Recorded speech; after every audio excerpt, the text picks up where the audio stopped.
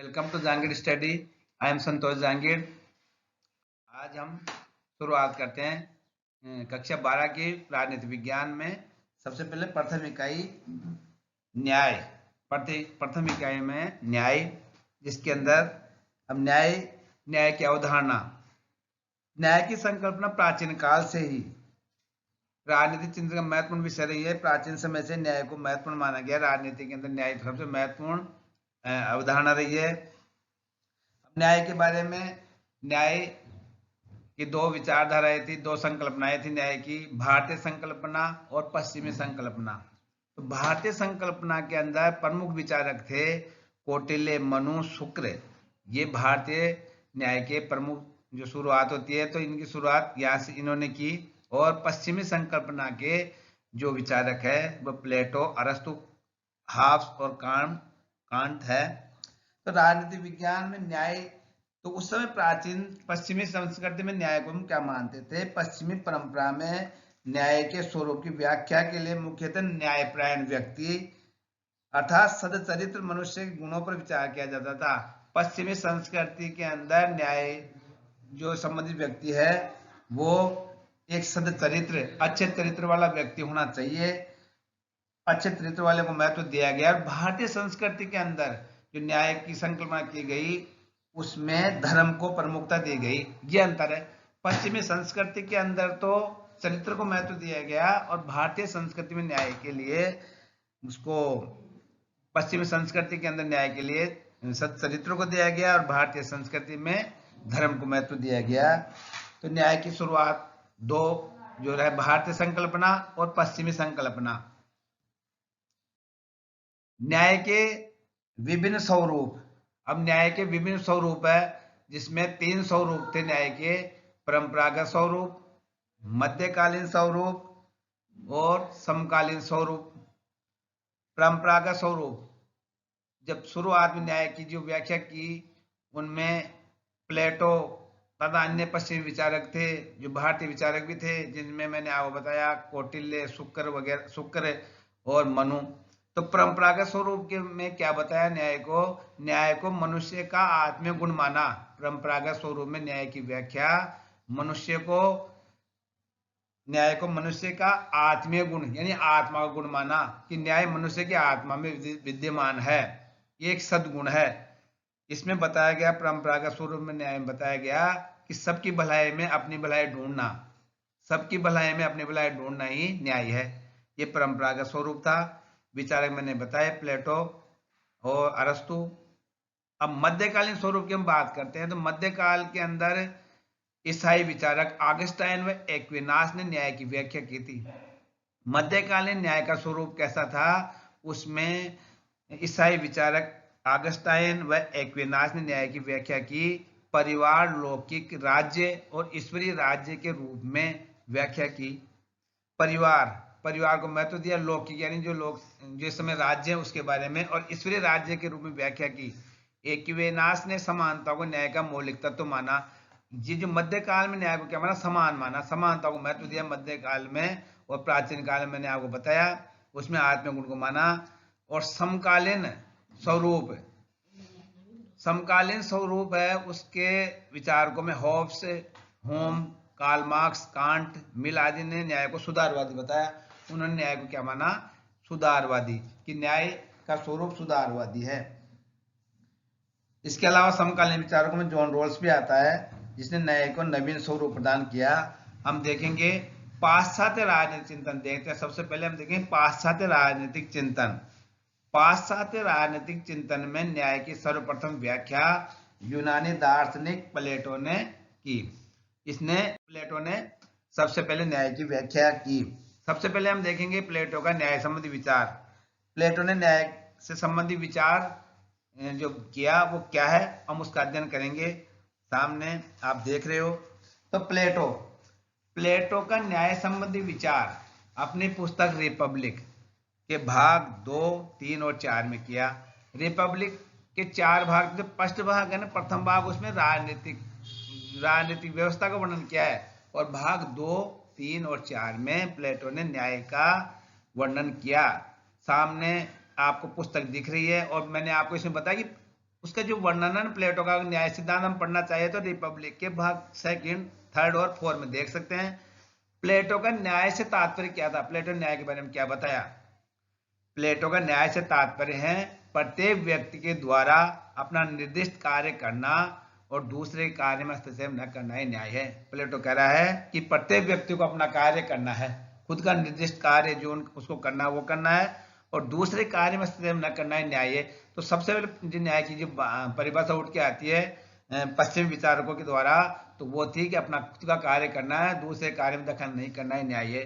जैसे आप सब समझते हो इस चीज में, जैसे विद्यार्थी है तो विद्यार्थी को पढ़ना है, उसको ये मतलब दूसरे किसी कार्य में हस्तक्षेप नहीं करना। उसका कार्य, एक विद्यार्थी का कार्य क्या होता है, विद्यार्जन करना, तो उसका वही कार्य है।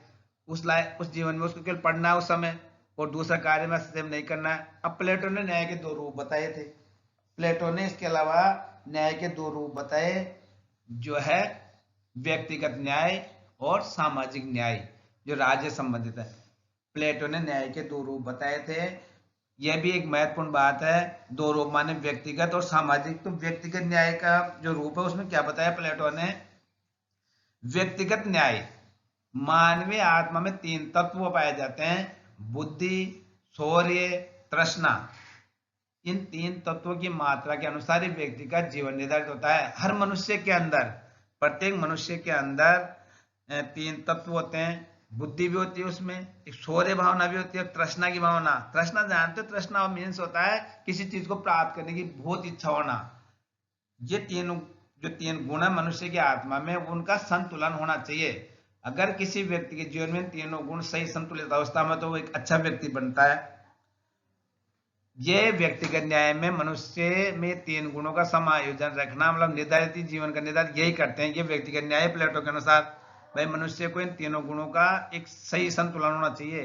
अगर किसी व्यक्ति में बुद्धि तत्व अधिक है तो वो एक विद्वान बनेगा, शौर्य तत्व की मात्रा अधिक है तो एक बहुत ज्यादा है तो एक सैनिक या रक्षक बनेगा, तृष्णा ज्यादा तो व्यापारी या ऐसे बनेगा। तो वो गुण मनुष्य में तो व्यक्तिगत न्याय है उसके अनुसार।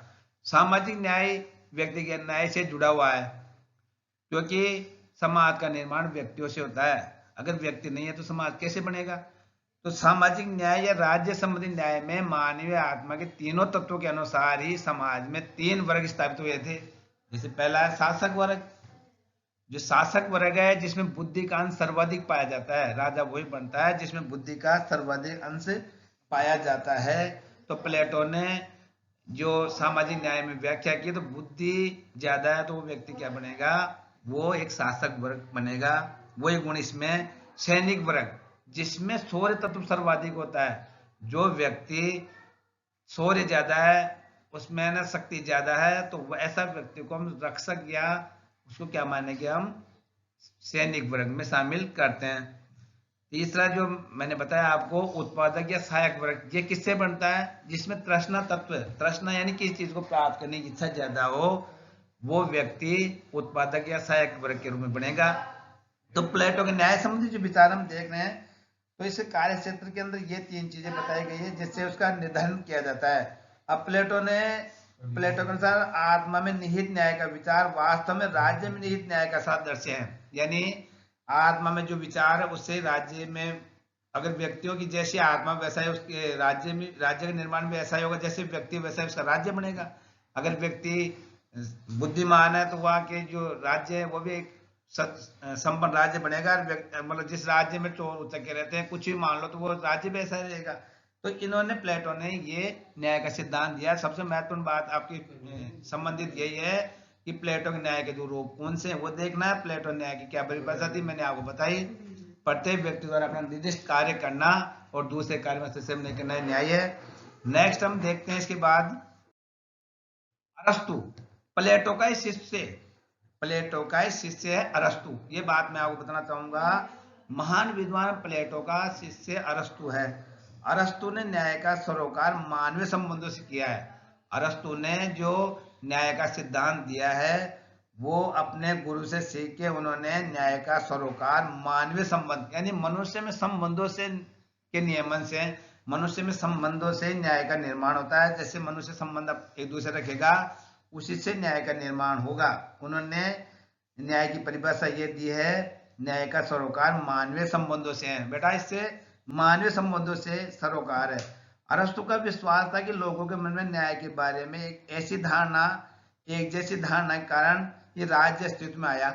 अगर मन में धारणा कि हमारे लिए, हमको रक्षा के लिए, किसी चीज के लिए कुछ होना चाहिए, तो इसी धारणा के द्वारा राज्य का अस्तित्व हुआ। अरस्तु मानता है कि व्यक्तियों के आपस में संबंधों से राज्य और न्याय का निर्माण हुआ। अरस्तु ने न्याय के दो रूप बताए हैं, जिसमें मैं आपको बताना चाहूंगा वितरणात्मक न्याय और सुधारात्मक न्याय। ये दो रूप अरस्तु ने बताए। ये भी एक महान विद्वान थे पश्चिमी विचारधारा के। वितरणात्मक न्याय। अरस्तु वितरणात्मक न्याय के अंतर्गत शक्ति एवं संरक्षण का वितरण व्यक्ति की योग्यता व योगदान के रूप करने की बात करता है। वह आनुपातिक समानता का पक्षधर है। समानता की अवधारणा के अनुसार लाभ एवं उत्तरदायित्व व्यक्ति की क्षमता व सामर्थ्य के अनुसार अनुपात होना चाहिए। यानी अरस्तु कहना चाहता है कि वितरणात्मक यानी शक्ति और संरक्षण का क्या मतलब, वितरण व्यक्ति की योग्यता के अनुसार होना चाहिए। जैसे एक मूर्ख व्यक्ति को हम शक्ति दे देंगे तो वो शक्ति का दुरुपयोग करेगा। हम किसी भी चीज का वितरण कैसे करेंगे, योग्यता के आधार पर। जैसे आप सभी समझते हो कि जो विद्वान होता है वही उसको अच्छा पद मिलता है। जैसे आप पढ़ाई करते हो, बच्चे पढ़ाई करेंगे, आप ढंग से पढ़ोगे, वितरण न्याय को आपको समझाना चाहूंगा अलग से। जैसे कोई बच्चा बढ़िया पढ़ाई लिखाई करता है, अच्छे तरह पढ़ता है, अच्छे नंबर लाता है, परसेंटेज अच्छी बनाता है, तो भविष्य में वो अच्छा पद प्राप्त करेगा, वो कंपटीशन में सफल होगा, अच्छा पद प्राप्त करेगा, उसकी योग्यता के आधार पद मिलेगा। जैसे एक व्यक्ति फर्स्ट डिवीजन पास होता है, प्रथम स्थान लाता है, तो उसको उसी साल पद मिलेगा। जो थर्ड डिवीजन से पास होता है उसको वही पद मिलेगा। तो योग्यता के आधार पर वितरण किया जाना। तो ये बात सबसे पहले किसने बताई थी राजनीति विज्ञान में? अरस्तु ने। यानी शक्ति का संरक्षण वितरण कैसे होना चाहिए, योग्यता के आधार पर। अयोग्य व्यक्तियों को हम अधिकार नहीं दे सकते। वो अनुपातिक समानता का पक्षधर था। तो इस अवधारणा का लाभ उत्तरदायी व्यक्ति क्षमता के अनुसार होता है। ये नहीं इस लड़ाई झगड़े की बात ही नहीं है। योग्य उसको मिलेगा, अधिकार मिलेंगे, हर किसी को थोड़ी मिलेगा। तो ये बात अरस्तु ने बताई। वितरणात्मक न्याय का मतलब होता है कि योग्यता व वितरण, योग्यता के आधार पर शक्ति व संरक्षण का वितरण करना ही वितरणात्मक न्याय है। इसके अंदर लाभ उत्तरदायी व्यक्ति की क्षमता के अनुसार प्राप्त होता है। इसमें यह नहीं कोई छोटा बड़ा नहीं है, योग्यता है तो प्राप्त करेगा, ऊंच नीच का भेदभाव नहीं है। दूसरा उसने जब न्याय का रूप बताया वह है सुधारात्मक न्याय। सुधारात्मक न्याय। अरस्तु का सुधारात्मक न्याय से तात्पर्य ऐसे न्याय से है जो नागरिकों के अधिकारों की अन्य व्यक्तियों के द्वारा हनन की रोकथाम पर बल देता है। इसका मतलब समझ रहे हो आप? अरस्तु का सुधारात्मक न्याय से तात्पर्य है नागरिकों के अधिकारों की, हर नागरिक को जो देश में रहता है उसको अधिकार प्राप्त होता है। जिस राज्य में नागरिक है उसको राजनीतिक, सामाजिक, आर्थिक सब अधिकार मिलेंगे। उनको दूसरा व्यक्ति अगर हनन करता है तो रोकथाम किसके द्वारा किया जाएगा? सुधारात्मक न्याय के द्वारा किया जाएगा। ये परिभाषा अरस्तु ने बताई सुधारात्मक न्याय के लिए। सुधारात्मक न्याय में राज्य का उत्तरदायित्व है कि व्यक्ति के जीवन, संपत्ति, सम्मान और स्वतंत्रता की रक्षा करे। यानी सुधारात्मक न्याय राज्य के अंदर है तो उसका उत्तरदायित्व राज्य का ये होता है कि व्यक्ति के जीवन की, उसकी संपत्ति की, सम्मान की और स्वतंत्रता की रक्षा करना किसका उत्तरदायित्व है? राज्य का। इस प्रकार वितरणात्मक न्याय से प्राप्त मनुष्य के अधिकारों की रक्षा के लिए राज्य के द्वारा की गई व्यवस्था को सुधारात्मक न्याय की संज्ञा देता है अरस्तु। तो अरस्तु ने जो सुधारात्मक न्याय बताया जो वर्तमान में प्रासंगिक है, ये आप देखो जो आज न्याय का जो स्वरूप चल रहा है वो कुछ हद तक है अरस्तु के न्याय संबंधी विचारों से जो सुधारात्मक न्याय उससे संबंधित है। आज भी वही स्थिति है। आप देखो आज भी सरकार हम सबकी रक्षा करती है कि नहीं करती है? व्यक्ति जीवन की, संपत्ति सबकी रक्षा करती है। तो वो जो अरस्तु का जो न्याय सिद्धांत दिया उन्होंने सुधारात्मक, वो आज भी प्रासंगिक है, आज के दौर में भी। तो सुधारात्मक न्याय वर्तमान में भी प्रासंगिक है। तो अरस्तु ने इसके लिए ये बताया व्यक्ति के जीवन में संपत्ति और स्वतंत्र सम्मान के लिए मनुष्य के अधिकारों की रक्षा भी राज्य को करनी चाहिए और उसके अधिकारों की रक्षा करना राज्य का महत्वपूर्ण उत्तरदायित्व है। इसके बाद में अब आता है जैसे ये परंपरागत न्याय का हमने देखा। अब आता है मध्यकाल। अब मध्यकाल के अंदर जो न्याय की जो सबसे प्रमुख विचार दिया उसके ज्यादा हमारे को इसमें सिलेबस में नहीं है, हमको ज्यादा ऐसा मिला नहीं। जो इसमें इतनी सी व्याख्या की कि संत ऑगस्टाइन नाम के एक विद्वान ने मध्यकाल में न्याय की अलग ही व्याख्या की। उन्होंने क्या सिद्धांत दिया मैं आपको बताना चाहूंगा। उन्होंने एक पुस्तक लिखी थी सिटी ऑफ गॉड। संत अगस्तीन ने ईश्वरीय राज्य के सिद्धांत को प्रतिपादित किया, यानी वो राज्य को ईश्वर के द्वारा बनाया मानते थे वो। यानी संत अगस्तीन कहते हैं कि न्याय सब कुछ ईश्वर ने बनाया है, हमने कुछ भी नहीं किया। वो न्याय ईश्वर द्वारा राज्य का सिद्धांत को प्रतिपादित किया। और उन्होंने कहा कि जिन राज्यों में न्याय विद्यमान नहीं है वह केवल चोर उच्चकों की खरीद फरोख्त है। उन्होंने ये कहा संत अगस्तीन ने, जिस राज्य में न्याय नहीं है वो राज्य कहलाने लायक नहीं है। वो राज्य क्या कहलाएगा, एक चोर उच्चकों की खरीद फरोख्त। मीन्स जैसे उन्होंने इस किताब में बताया, set justice aside them and what are kingdom but fair thieves purchase. मतलब जिस राज्य में न्याय नहीं है वो राज्य कहलाने के लायक नहीं है, वो तो एक चोर उचकों का घर खरीद फरोख्त है। ये बात उन्होंने जो पुस्तक लिखी द सिटी ऑफ गॉड उसमें लिखी थी। आप अगर देखना चाहो तो ये किताब आपको मिल जाएगी, तो उसको आप उसमें पढ़ सकते हो, उनके विचारों को। आप मध्यकाल में जो न्याय संबंधी विचार दिया था संत ऑगस्टाइन ने दिया था, तो उन्होंने यही बताया। इसके अलावा उन्होंने ये बताया कि परिवार, लौकिक राज्य और ईश्वरीय राज्य के संदर्भ में न्याय की विवेचना करके उन्होंने कहा कि व्यक्ति द्वारा ईश्वर के द्वारा जो कर्तव्य पालन की बात की वो न्याय कहलाता है। यानी न्याय की बात उन्होंने बताया कि ईश्वर ने जो भी कानून बना दिया उसका पालन करना है, न्याय है। उन्होंने इतनी सी बात बताई। और उन्होंने कुछ अलग बातें बताई। हमें व्यवस्थित और अनुशासित जीवन जीना चाहिए। कैसा जीवन जीना चाहिए? हमें व्यवस्थित और अनुशासित जीवन जीना चाहिए। इसके अलावा एक विद्वान और थे, थॉमस एक्विनास। उन्होंने न्याय को क्या माना? न्याय का मौलिक तत्व मानते हैं उनको, समानता को। इसके जैसे अगस्टाइन के समान ही एक विद्वान होते उस समय, वो थे थॉमस एक्विनास। उसको मैं बताना चाहूंगा। उन्होंने न्याय का मौलिक तत्व क्या माना? समानता, यानी एक दूसरे को समान समझना ही न्याय है।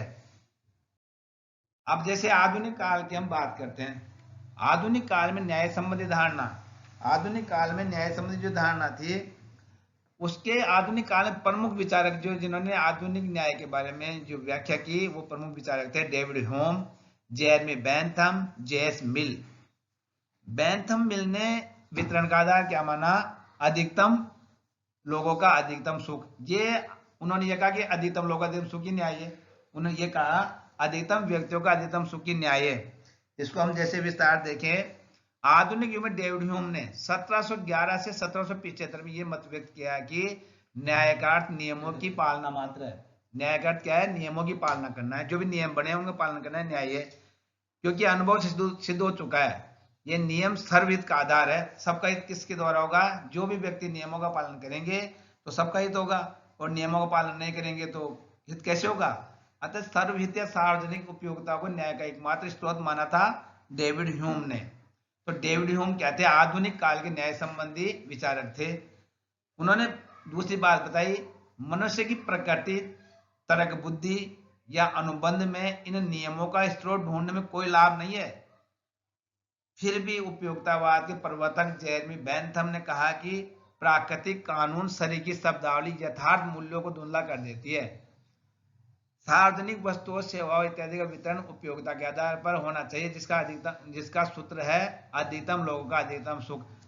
वो कह रहे हैं कि नियमों की कोई आवश्यकता नहीं है। उस समय के जो विद्वान थे उपयोगितावादी, उन्होंने कहा कि कोई जरूरी नहीं है नियम कानूनों की। यानी हमें क्या करना चाहिए? सार्वजनिक वस्तुओं का वितरण ऐसे करना चाहिए ज्यादा लोगों को लाभ मिले, अधिकतम व्यक्तियों का अधिकतम लाभ। ये बात उस समय के विद्वानों ने बताई कि ज्यादा लाभ वही काम होना चाहिए राज्य के द्वारा।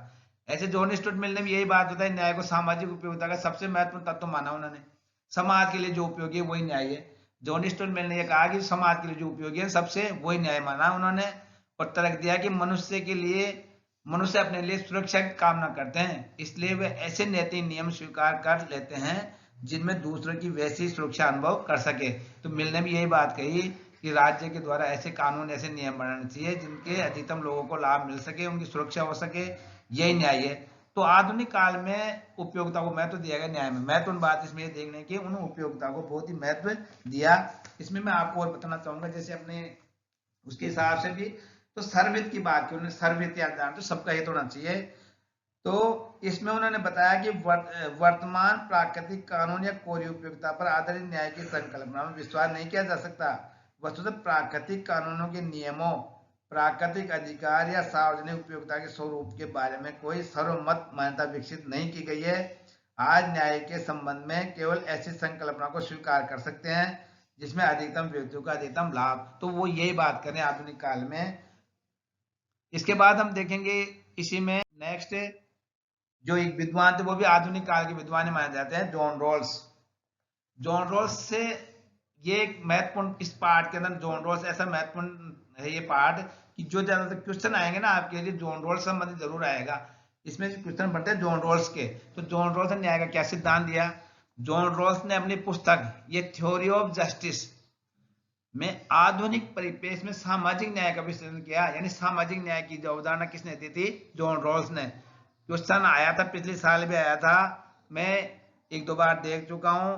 जॉन रॉल्स के 2 क्वेश्चन बनते हैं, मैं आपको लिखा भी दूंगा। इसमें आया था एक तो ये थ्योरी ऑफ जस्टिस पुस्तक की रचना किसने की, तो ये क्वेश्चन आता है। ये कहता है उन्होंने कौन सा सिद्धांत, न्याय का कौन सा सिद्धांत दिया, तो उन्होंने सामाजिक न्याय का विश्लेषण किया। तो रॉल्स के न्याय के उस परंपरागत विचार से असंतुष्ट है जो एक सामाजिक संस्था को न्यायप्रद बनाने में बल देते हैं। वो कह रहे हैं परंपरागत न्याय के प्रतिपादन राजनीतिक और सामाजिक गतियों को सही ठहराते हैं। उन्होंने उपयोगितावादियों के अधिकतम व्यक्तियों के अधिकतम सुख पर आधारित न्याय की धारणा को त्रुटिपूर्ण माना। उन्होंने अपने समय के जो विद्वान थे, मैंने आपको बताया, बेंथम, जेस मिल, की उन्होंने गलत माना। उन्होंने कहा कि यह सिद्धांत बहुमत की अलपमत तानाशाही स्थापित करता है। जैसे अधिकतम व्यक्तियों का अधिकतम सुख, जो ज्यादा व्यक्ति उनको सुख मिल जाए, कम को नहीं मिले, तो ये क्या हो गया, बहुमत की अल्पमत पर तानाशाही स्थापित करता है ये सिद्धांत। तो रोल्स ने ये बात, एक पुस्तक लिखी ये थ्योरी ऑफ जस्टिस, उसमें ये सिद्धांत दिया कि इसमें अल्पमत पर बहुमत की तानाशाही स्थापित हो जाती है। तो रोल्स ने ये बताया सामाजिक संस्था को न्याय पर बनाने बल दिया। उन्होंने सामाजिक संस्था को न्याय पर बनाया, ये नहीं अधिकतम व्यक्तियों का अधिकतम सुख, उसको महत्व नहीं दिया। उन्होंने सामाजिक संस्था को महत्व दिया और सामाजिक न्याय का विश्लेषण किया। कौन सा न्याय का किया उन्होंने, सामाजिक न्याय का विश्लेषण किसने किया, जॉन रॉल्स ने, और उनकी पुस्तक थी ये थ्योरी ऑफ जस्टिस। इसके अलावा उन्होंने एक सिद्धांत दिया था न्याय का, एक सिद्धांत दिया, वो सिद्धांत है अज्ञानता के पर्दे का सिद्धांत। इसमें थोड़ा शॉर्ट है, मैं थोड़ा अलग से बता रहा हूं। अज्ञानता के पर्दे का मतलब जानते हो कि प्रत्येक एक व्यक्ति को अपने अधिकारों का, अपने बारे में वास्तविक स्वरूप ज्ञान नहीं होना, अज्ञानता पर्दा है। यानी हम समाज में लोगों को अपनी वास्तविकता मालूम नहीं रहता, हम क्या कर सकते हैं, क्या है, हम कैसे सरकार के नियमों को चयन करने क्या कर सकते हैं, कुछ कर सकते, वो नहीं जानना, अपने आप को नहीं जानता, अज्ञानता का पर्दा है। यानी ज्ञान होते भी नहीं जानना, उसके ऊपर पर्दा पड़ना। यह सिद्धांत किसने दिया था, जॉन रॉल्स ने।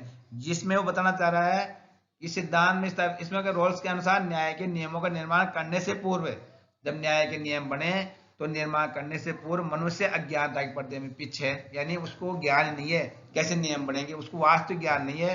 अर्थात मूल स्थिति में आ जाते। मूल स्थिति जानते हो कौन सी थी, जब हम बिल्कुल बराबर अवस्था में रहते थे, पहले हमको कोई ज्ञान नहीं था, हम पढ़े लिखे नहीं थे, पाषाण काल, उसके बाद में जो ये आदि मानव के समय की बात, वो कह रहा है जब उसको कोई पता है नहीं कौन क्या है, उसको कोई मालूम था कि वो ऐसी स्थिति। आज मनुष्य क्या कर रहा है, ऐसा ज्ञानी बना हुआ है, उसका कोई विरोध, जैसे मान लो उसके अधिकार होना हुआ तो वो जाके कहता है नहीं किसी को, भाई हो रहा है ठीक है। अगर वो आवाज उठाए किसी चीज की तो वो अज्ञान से निकले। तो उन्होंने अज्ञानता के पर्दे की बात कही। वे योग्यता ये तो समतावादी में समान है, मगर इस स्थिति में न्याय की सर्वप्रथम मांग सबको समान स्वतंत्रता अवसर की उचित क्षमता देना है। उसने ये कहा कि सबको समान मानो। वो कहना चाह रहा है कि गरीबों की स्थिति उन्नत होनी चाहिए, उनको वास्तविक ज्ञान होना चाहिए और सबको समान मानो। ये नहीं, वो मैंने आपको बताया कि उसमें बताया था ना पहले कि योग्यता के आधार पर वितरण करना। अरस्तु कह रहा है कि वितरण कैसे होनी चाहिए, योग्यता के आधार पर। वो ये नहीं कह रहा, वो कह रहा है सबको अधिकार मिलने चाहिए, गरीब अमीर को योग्यता को महत्व नहीं है, सबको अधिकार दे। तो कौन कह रहा है, ये जॉन रॉल्स अज्ञानता पढ़ने में ये बात बताई। उसने बताया कि जीवन की मूलभूत आवश्यकता जुड़ी वस्तुओं का बिना किसी भेदभाव समान वितरण हो। मूलभूत आवश्यकताएं जानते हो, रोटी कपड़ा मकान, ये सभी को बिना किसी भेदभाव के मिलना चाहिए, चाहे कैसा भी व्यक्ति उसको मिलना चाहिए। इससे हीनतम को अधिकतम लाभ मिले। यानी इसमें नीचे जो निम्न स्थिति में लोग हैं उनको भी अधिकतम लाभ मिलना चाहिए। ये जॉन रॉल्स का अज्ञानता के पर्दे का सिद्धांत है। इसमें उसने बताया अवसरों की उच्च क्षमता की जाती है, जीवन की मूलभूत अवस्था सब में मिले। नेक्स्ट हम देखेंगे इसमें ही भारतीय राजनीति चिंतन में। अब अभी पश्चिमी राजनीति चिंतन देखा, अब देखेंगे हम भारतीय राजनीति चिंतन, justice in Indian political thought. भारतीय राजनीतिक चिंतन में न्याय कैसा था? अभी पश्चिमी विचारक पढ़े हमने, जॉन रॉल्स, होम, बेंथम, सब ये पश्चिमी विचारक थे। हम देखते हैं अब भारतीय राजनीतिक चिंतन में न्याय। तो भारतीय राजनीतिक चिंतन में न्याय का क्या स्वरूप था वो हम देखते हैं। प्राचीन भारतीय राजनीतिक व सामाजिक चिंतन में विद्यमान धर्म की धारणाएं प्लेटो के न्याय सिद्धांत में समानता है। यानी पश्चिमी जो राजनीतिक चिंतन और भारतीय राजनीति कुछ समानता है। क्या समानता है उनमें? धर्म की धारणा में। धर्म को सबने समान महत्व दिया है। धर्म की प्राचीन भारतीय अवधारणा व्यक्ति को समाज में उसके नियत स्थान और निर्दिष्ट कर्तव्यों का अभिज्ञान कराती है। धर्म से क्या होता है? धर्म की धारणा क्या होती है कि व्यक्ति को समाज में उसके नियत, उसका क्या स्थान है, उसके कर्तव्य क्या है। अभी आपका कर्तव्य क्या है बच्चों का? आप सब बच्चे पढ़ रहे हो, मेरे पास पढ़ते हो, आपका कर्तव्य क्या है? मैं पढ़ाई करना ना, आपको कर्तव्य। तो ये ज्ञान होना किससे मिलेगा? आपको धर्म से। आपको धर्म का ज्ञान तभी है ना, जैसे गुरुजनों की आज्ञा का पालन करना चाहिए, माता पिता की आज्ञा का पालन करना चाहिए, और ये सब क्या है? धर्म से संबंधित है। आपको धर्म का ज्ञान तभी करोगे। अगर हम अपराध करेंगे तो हम किससे डरते हैं? ईश्वर हमें सजा दे देगा। हमें अपराध करेंगे तो हमें दंड मिलेगा। तो धर्म से व्यक्ति अपने कर्तव्यों का और पालन करता है और अपने स्थान की जानकारी रखता है। यह अवधारणा तत्कालीन सामाजिक व्यवस्था में सामंजस्य स्थापित करने का मूल मंत्र है। सामंजस्य जानते हो? एक करना। जो उस समय समाज में जो व्यवस्था है उसमें सामंजस्य स्थापित करने का मूल मंत्र कौन सा है? धर्म। धर्म से हम डरते हैं। अगर हम धर्म से नहीं डरे, ईश्वर से नहीं डरेंगे तो क्या करेंगे? हम कोई भी अपराध कर लेंगे, कोई सा अपराध कर सकते हैं ना। तो उससे डरने का मूल मंत्र क्या है? धर्म। तो हम धर्म से डर के ही सामंजस्य स्थापित करते हैं। ये हमारा सामाजिक व्यवस्था में सामंजस्य स्थापित करने का मूल मंत्र क्या है? धर्म। आगे देखते हैं इसमें स्वधर्म। स्वधर्म क्या होता है? खुद का धर्म। स्वधर्म का भाव व्यक्ति को उसके कर्तव्य को बोध कराता है। स्वधर्म जानते हो? अब मैं बता रहा हूँ स्वधर्म क्या होता है सबका। कुछ देखो, देखो, एक टीचर का खुद का धर्म क्या है? बच्चों को पढ़ाना, अच्छा ज्ञान देना, सही ज्ञान देना। ठीक है, ये तो टीचर का हो गया। अब बच्चे का स्वधर्म, उसका खुद का धर्म क्या है? कि अच्छे से पढ़ाई करना, अच्छे से समझना, अच्छे से जो गुरुजनों की बातों का, उनकी आज्ञा पालन करना, जो बताए उनका अनुसरण करना। ये टीचर बच्चे का धर्म हो गया। माता पिता का धर्म आपको पता क्या होता है? बच्चों का पालन पोषण करना। और बच्चों का धर्म क्या है? माता पिता की आज्ञा पालन करना और उनकी सेवा करना। तो सबका धर्म है। अगर व्यक्ति स्वधर्म का पालन करेगा तो वो सुखी रहेगा, उसको किसी कानून की आवश्यकता नहीं है। तो उन्होंने ये बताया राजनीतिक चिंतकों ने, व्यक्ति के अधिकारों, विशेष अधिकारों की उत्पत्ति सर्वधर्म की पालना नहीं है। व्यक्ति को अधिकार कब मिलेंगे? जब वो अपने धर्म का पालन करेगा। अब मेरी बात सुनो सब बच्चे, लड़के लड़कियां सभी बच्चे, देखो, जैसे व्यक्ति आप बच्चे सब पढ़ते हो, अगर आप ढंग से पढ़ाई करोगे, आप लड़के लड़के ढंग से पढ़ोगे, ढंग से पढ़ाई करोगे और अपने धर्म का पालन करोगे, ईमानदारी से पढ़ोगे। ये नहीं किताब लेके बैठ गए बेटा और ऐसे पापा आए मम्मी आए और उनको दिखा रहे पढ़ रहे हैं, कुछ नहीं पढ़ रहे, तो वो स्वधर्म नहीं है। आप उनकी आंखों में धूल झोंक रहे हो। तो स्वधर्म का पालन करोगे तो आपको अधिकार मिलेंगे नहीं। कैसे अधिकार मिलेंगे? आपको पुरस्कार ही मिलेगा, आप बढ़िया नंबर लाओगे, आपको इनाम मिलेगी, आप बढ़िया आगे बढ़ोगे। तो मेरा कहने का मतलब, पढ़ाई के साथ साथ मैं आपको नैतिकता की बातें बताना चाहता हूँ कि आपको क्या करना है। आपको डरना नहीं है, एग्जाम से नहीं डरना है। आपको जो मैं बताऊँ हर चीज का आपको ध्यान रखना, अपने स्वधर्म का पालन करना है आपको। तो उन्होंने क्या कहा? कर्तव्य बोध कराना है। व्यक्ति के अधिकारों, विशेष अधिकारों की उत्पत्ति सर्वधर्म की पालन निहित है। मनु, कौटिल्य, बृहस्पति, शुक्र, भारद्वाज, विदुर, सोमदेव राज्य व्यवस्था में न्याय को महत्वपूर्ण स्थान प्रदान किया। ये विद्वान है भारतीय राजनीति चिंतन के प्राचीन विद्वान कौन से हैं? मनु, कौटिल्य, बृहस्पति, शुक्र, भारद्वाज। ये विद्वान, इन्होंने न्याय को महत्वपूर्ण स्थान दिया था। जहां प्लेटो न्याय की अवधारणा मूलतः राजनीतिक व सामाजिक की, वहीं भारतीय चिंतन न्याय के कानून रूप में शुरू किया। एक मुख्य बात ध्यान दो, प्लेटो की न्याय की अवधारणा मूलतः राजनीतिक थी और सामाजिक थी, और भारतीय चिंतन में न्याय को कानून के रूप में स्वीकार किया गया।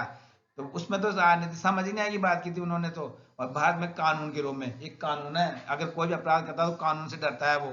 मनु व कौटिल्य दोनों ही न्याय की निष्पक्षता को राज्य व्यवस्था की आधारभूत प्रवृत्ति माना। निष्पक्षता जानते हो? यानी न्याय करते समय भेदभाव नहीं करना है। जैसे गरीब अमीर, ऊंच नीच का भेदभाव नहीं करके ही क्या करना है? हमें अपने फैसला न्याय करना है। ये नहीं गरीब व्यक्ति ने अपराध किया तो उसको सजा दे दे, और अमीर ने किया उसको सजा नहीं दे, उसको भी वही सजा मिलेगी जिस जो अपराध किया है, समान।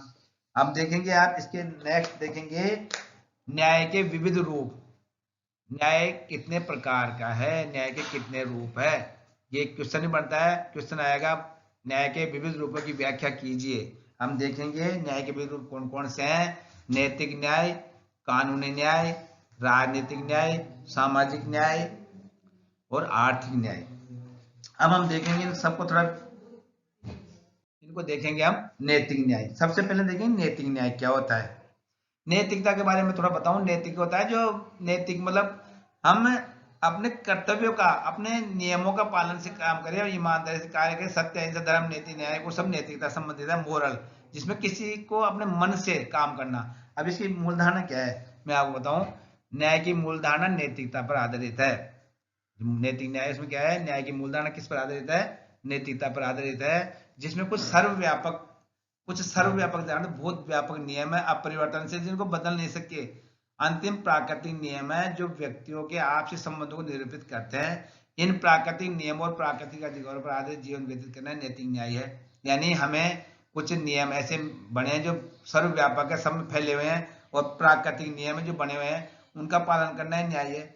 उन नियमों पे आधारित जीवन व्यतीत करना है न्याय, ये नैतिक न्याय है। यानी हमें अपने जो प्राकृतिक नियम बने उनका पालन करना है न्याय है। यानी जैसे हमारा क्या कर्तव्य है, हमारा क्या नियम है, बड़ों के आज्ञा पालन करना, बच्चों का कर्तव्य है, सभी कुछ है जैसे, तो वो सबका पालन करना है नैतिक न्याय। ये उन्होंने नैतिक न्याय बताए। उसमें और थोड़ा मैं बताना चाहूंगा आपको।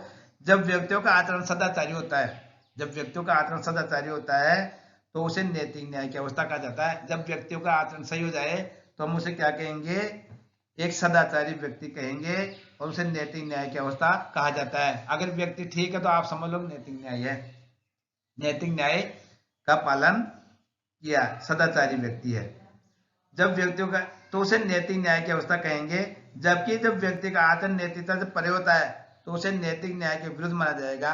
जब व्यक्ति का आचरण नैतिक नियमों के विरुद्ध है। अब आप मेरे से पूछे नैतिक नियम क्या होते हैं, आप जानते हो नैतिक नियम क्या होते हैं। जो प्रकृति से बने नियम है वो सारे नैतिक नियमों को पालन हमें करना है। वो तो मैंने आपको बताया पहले नैतिक नियम क्या क्या होते हैं, जिसमें हमें झूठ नहीं बोलना, सत्य बोलना, ये सब कुछ बातें आ जाती है नैतिक नियम में। अहिंसा, हिंसा नहीं करना, ये सब नैतिक नियम है। तो उनका पालन अगर नहीं करेंगे तो हम क्या हो जाएंगे, नैतिक आचरण से विरुद्ध हो जाएंगे और हम नैतिकता से दूर हो जाएंगे। भूतकाल से लेकर वर्तमान तक सभी चिंतक सत्य, करुणा, अहिंसा, वचन, ये सब क्या है, नैतिक नियम है। इनका पालन करना है नैतिक न्याय है। हम देखेंगे दूसरा कानूनी न्याय। कानूनी न्याय क्या है, राजनीतिक व्यवस्था में कानूनी व्यवस्था को न्याय व्यवस्था भी कहा गया है। इसमें वे सभी नियम और कानून शामिल है जिनका नागरिक स्वाभाविक रूप से अनुसरण करते हैं। कानूनी न्याय में क्या आएगा, राजनीतिक व्यवस्था में कानूनी व्यवस्था, राजनीतिक व्यवस्था में जो कानून नियम बने हैं वही क्या कहलाएगा, कानून न्याय। उसमें नियम कानून होते हैं, सभी के लिए नियम और कानून बने हुए हैं, उनका पालन करेंगे नागरिक, वही क्या है, कानून न्याय है। इसको थोड़ा और देखते हैं। ये कितने, इनमें दो बातें बताई गई है। पहली है सरकार द्वारा निर्मित कानून न्यायोचित होने चाहिए। अब जो कानून बने ना वो कैसे होने चाहिए बेटा, न्यायोचित। न्यायोचित यानी ऐसे नहीं जिसमें एक थोड़े लोगों का अच्छा और कई लोगों का भला नहीं हो, नुकसान हो, वो क्या कहलाएगा, न्यायोचित नहीं होगा। सरकार द्वारा ऐसे कानूनों का न्यायपूर्ण ढंग से लागू करना चाहिए। कानूनों का उल्लंघन करने की स्थिति में निष्पक्ष दंड का प्रावधान होना चाहिए, वो कानून न्याय है। यानी अपराध में निष्पक्षता होनी चाहिए। अगर कोई अमीर व्यक्ति या संपन्न व्यक्ति या कोई राजनीतिक या कोई भी व्यक्ति अगर अपराध करता तो उसमें भेदभाव नहीं करना चाहिए, उसको उसी अनुपात में सजा मिलनी चाहिए। ये नहीं अमीर ने अपराध किया उसको उसे राजा या सरकार क्षमा कर दे, ये नहीं करना है, सबको समान होना चाहिए, वो कहलाएगा आपके कानून न्याय। हम नेक्स्ट देखते हैं राजनीतिक न्याय। राजनीतिक न्याय, पॉलिटिकल जस्टिस। राजनीतिक न्याय समानता और समता पर आधारित होता है। यानी राजनीतिक न्याय तभी होगा जब समानता होगी और समता यानी स्वतंत्रता। समता मीन्स क्या होता है बेटा, स्वतंत्रता। समानता व स्वतंत्रता पर आधारित होना ही राजनीतिक न्याय है, उस पर आधारित होना चाहिए, ये उसकी शर्त है राजनीतिक न्याय के लिए, समानता व समता। एक राज व्यवस्था में सभी व्यक्तियों को समान अधिकार व अवसर प्राप्त होने चाहिए। जो भी व्यक्ति जिस राज्य में रह रहे हैं उनको सबको समान अधिकार प्राप्त होना चाहिए। मैं आपको बताऊंगा क्या होता है राजनीतिक अधिकार, बताऊंगा। राजनीतिक न्याय भेदभाव व असमानता को अस्वीकार करता है। राजनीतिक न्याय सभी व्यक्तियों को कल्याण पादित होता है। यानी राजनीतिक न्याय भेदभाव को, राजनीतिक न्याय होता है उसका मतलब भेदभाव नहीं होना चाहिए, असमानता नहीं होनी चाहिए। अब आपको मैं बताऊंगा राजनीतिक अधिकार जानते हो क्या होते हैं। जैसे एक दो अधिकार बता रहा हूँ, मताधिकार का अधिकार, पद प्राप्त करने का अधिकार, और जो भी राजनीतिक व्यवस्था है उसमें राजनीतिक गतिविधियों में भाग लेने का अधिकार, सबको समान होना चाहिए। आज हमारे देश में वयस्क मताधिकार के बारे में आप सभी जानते हो। उसमें सभी को, जो भी 18 साल का व्यक्ति या लड़का है लड़की या पुरुष महिला जो भी है वो जाता है, चाहे वो अमीर हो चाहे गरीब हो चाहे किसी भी स्थिति का व्यक्ति हो, उसको मताधिकार मतदान का अधिकार प्राप्त है, तो वो उसका राजनीतिक अधिकार है। तो राजनीतिक न्याय और राजनीतिक अधिकार, उसमें समानता व समता पर आधारित होना चाहिए। मुख्य बात यह है वो न्याय किस पर आधारित होना चाहिए, समानता व समता पर आधारित होना चाहिए। देखेंगे अब सामाजिक न्याय। सामाजिक न्याय समाज में ऐसी व्यवस्था बल देता है जिसमें सामाजिक स्थिति के आधार पर व्यक्तियों में भेदभाव नहीं हो, प्रत्येक व्यक्ति को अपने व्यक्तित्व के विकास के पूर्ण अवसर प्राप्त हो। सामाजिक न्याय का मतलब होता है प्रत्येक व्यक्ति को भेदभाव नहीं होना चाहिए। ऐसी व्यवस्था बनाए समाज जिसमें सामाजिक स्थिति के आधार पर व्यक्तियों में भेदभाव नहीं हो और प्रत्येक व्यक्ति को अपने व्यक्तित्व का विकास पूर्ण अवसर प्राप्त हो। यानी समाज में हर व्यक्ति को, हर जाति के, हर वर्ग के व्यक्ति को सरकार समाज में उसको समान अवसर मिलना चाहिए। ये सामाजिक न्याय है। ये नहीं जैसे अमीर गरीब है उसको अधिकार नहीं मिले, सबको समान अवसर, उसको व्यक्तित्व का विकास करने का अवसर प्राप्त होना चाहिए। मैं इसको थोड़ा और बताना चाहूंगा आपको। इसमें बताया गया सामाजिक न्याय में कि राज्य द्वारा व्यक्ति के अच्छे जीवन के लिए आवश्यक स्थितियां उत्पन्न करे। यानी राज्य क्या करे, ऐसे नियम बनाए जिससे सबका हित हो। जैसे आप सब जानते हो गरीब लोगों के लिए, सबके लिए सरकार की अनेक योजनाएं, महानरेगा योजना, जिसमें गरीब जो होते हैं लोग होते हैं गाँव में, उनको रोजगार भी सरकार देती है। ये क्या नाम, जन धन योजना, कई योजनाएं होती है जो उनको बराबर लाने के लिए करती है। क्यों, समाज में सबको बराबर लाया जाए, तो सरकार कई योजनाएं चलाती है। आप सभी जानते हो, जैसे मैंने जन धन योजना, राशन वितरण योजना, वो नरेगा योजना, महानरेगा जानते हो, वो योजना जिसमें रोजगार भी सरकार देती है। क्यों, सामाजिक न्याय ये कहलाएगा। इसके अलावा आप देखिए इसमें क्या बताया गया है। इसमें राज व्यवस्था की जाती नीति निर्माण करते समय विधायी व प्रशासनिक नियमों का निर्माण करे एवं समतामूलक समाज निर्माण करने में सहायक हो। यानी प्रशासनिक नियम ऐसे बनाए जिसमें नियम ऐसे होने चाहिए जिस सबका भला हो, सबका हित हो, समाज का हित हो, वो सामाजिक न्याय है। सबका हित होना चाहिए। देखिए सामाजिक न्याय को विशेष महत्व दिया गया है। सामाजिक न्याय सबसे महत्वपूर्ण माना गया है। सामाजिक न्याय के अभाव में समानता स्वतंत्रता जैसे मूल्य का कोई अर्थ नहीं है। ये क्वेश्चन आएगा, आ सकता है, ये डेफिनेशन आ सकती है। सामाजिक न्याय के अभाव में समानता और स्वतंत्रता जैसे मूल्य का कोई अर्थ नहीं है। इसका मतलब जानते हो कि जब समाज में न्याय नहीं है तो समानता स्वतंत्रता क्या मतलब है। जब न्याय नहीं मिल रहा, अधिकार नहीं है, तो क्या मतलब है समानता स्वतंत्रता क्या अधिकार है। नेक्स्ट देखेंगे हम आर्थिक न्याय, इकोनॉमिक जस्टिस। आर्थिक न्याय का मीन्स मतलब है, आर्थिक न्याय का उद्देश्य समाज में आर्थिक समानता स्थापित करना। आर्थिक समानता जानते हो, सभी व्यक्तियों को रोजगार के समान अवसर प्राप्त होने चाहिए, सभी को अपनी मूलभूत आवश्यकताएं प्राप्त होनी चाहिए। मूलभूत आवश्यकता जानते हो, रोटी कपड़ा मकान शिक्षा, ये सबको होना चाहिए। सरकार भी कई योजनाएं चला रही है। जैसे गरीब बच्चे नहीं पढ़ पाते तो आप सरकार ने 6 से 14 वर्ष बच्चों को निःशुल्क शिक्षा का अधिकार दिया है। निःशुल्क शिक्षा अधिकार, ये सब क्या है, आर्थिक न्याय है। अब एक चीज मैंने आपको कई बार पहले बता चुका हूँ और बता रहा हूँ।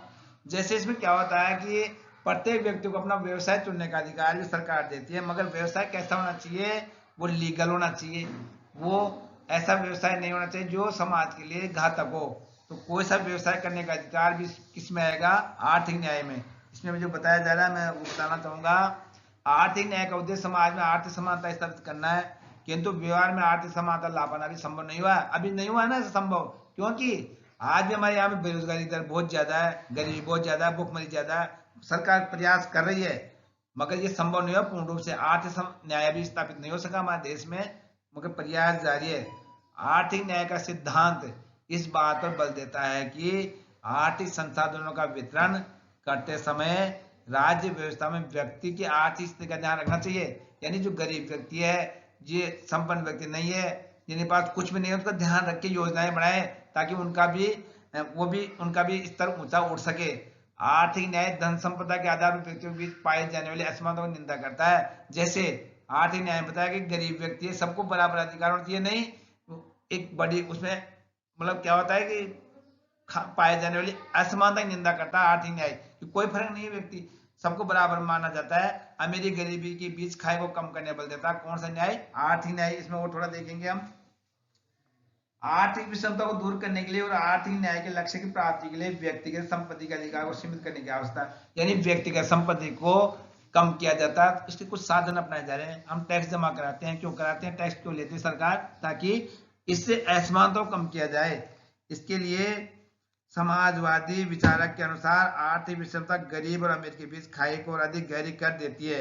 आर्थिक विषमता के द्वारा क्या होता है कि अमीर गरीब की खाई बढ़ती जाती है, तो उसको कम करने का प्रयास सरकार करती है, जिसे सदैव वर्ग संघर्ष हो सकता है, मगर सरकार उसको रोकने का प्रयास कर रही है। देखेंगे इसके आगे। अब जैसे लेसन अपना कंप्लीट हो रहा है, कंप्लीट हो गया, आपकी समझ में आ गया होगा, ऐसी बात नहीं है, मैंने आपको बहुत अच्छे तरीके से बताया है और आपके लिए बहुत महत्वपूर्ण रहेगा। इसमें हम देखेंगे निष्कर्ष के रूप में हम क्या देखेंगे? निष्कर्ष के रूप में हम ये देखेंगे, यदि न्याय के मौलिक स्वरूप में काफी प्रयत्न हो गया है, लेकिन न्याय का लक्ष्य आज भी वही है जो सदियों से पहले था। न्याय के सिद्धांत का मुख्य सरोकार सामाजिक जीवन में लाभ और दायित्वों के तर्कसंगत वितरण से है। यानी निष्कर्ष से निकलता है न्याय का स्वरूप परंपरागत रूप में भी सही था, वर्तमान में भी सही है और मध्यकाल में ठीक था। तो वो जो न्याय है वो स्वरूप, उसमें कुछ वो तर्कसंगत, यानी उसे दायित्व लाभ चलते रहते हैं हमेशा। इस लेसन में ये कंप्लीट हो गया। हम आप इसमें लेसन होने बाद में आपको इसके कुछ महत्वपूर्ण क्वेश्चन भी बता रहा हूँ जो आपको याद करने हैं। मेरा कहने का मतलब सब स्टूडेंटों से ये है कि जो मैं तुमको ये जांगीर स्टडी की तरफ से जो ये कोर्स उपलब्ध कराया जा रहा है, इसका लाभ उठाने का सबसे पहला मैं ये कहना चाहूंगा कि आपको सीढ़ी दर सीढ़ी, स्टेप बाय स्टेप, यानी आज लेसन पूरा तो आपको आज इस लेसन को कंप्लीट करके रखना है। जैसे आप सभी जानते हो कि हम सीढ़ियां कैसे चढ़ेंगे, एक सीढ़ी दो सीढ़ी ऐसे, ये नहीं आप डायरेक्टली एक सीढ़ी चढ़ोगे तो आप नीचे गिर सकते हो। तो मैं आपको कुछ क्वेश्चन भी डाल रहा हूँ इसके साथ में, और आप मेरे चैनल से जुड़े रहोगे तो आपको इससे महत्वपूर्ण और भी कुछ चीजें उपलब्ध होगी, जैसे मॉडल पेपर उपलब्ध होंगे वगैरह, और आप इसमें क्वेश्चनों को सोल्व करोगे। तो इस लेसन का जो महत्वपूर्ण क्वेश्चन है मैं आपको बताना चाहता हूँ, जो एग्जाम दृष्टि से बहुत महत्वपूर्ण है, इनको भी आप साथ में याद करोगे। जो मैंने आपको बताया कोर्स उससे संबंधित क्वेश्चन है जो मैंने अभी पढ़ाया, उसमें से सारे क्वेश्चनों के आंसर आपको मिलेंगे। पहला क्वेश्चन है महत्वपूर्ण, जॉन रॉल्स ने किस सिद्धांत का प्रतिपादन किया? जो जॉन रॉल्स ने किस सिद्धांत का प्रतिपादन किया, आप सब जानते हो, उन्होंने कौन सा सिद्धांत दिया था वो मैंने समझा भी दिया आपको। The city of God, the city of God किसकी रचना है? सेकंड क्वेश्चन है, द सिटी ऑफ गॉड किसकी रचना है? यह भी आपको याद करना है। कई बार क्वेश्चन आ जाते हैं, पुस्तकों के नाम भी पूछ लेता है एग्जामिनर।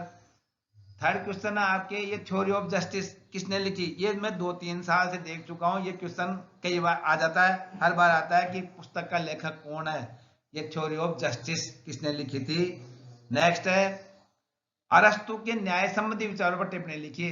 अरस्तु के न्याय संबंधी विचार, उसमें आपको क्या करना है? न्याय संबंधी विचार मैंने आपको बताया था शुरू में, प्रत्येक व्यक्ति द्वारा अपना निर्दिष्ट कार्य करना, ये याद रखना है। और दूसरे कर्म से, ये तो विचार है, उसमें आपको उसके 2 रूप भी लिखने हैं।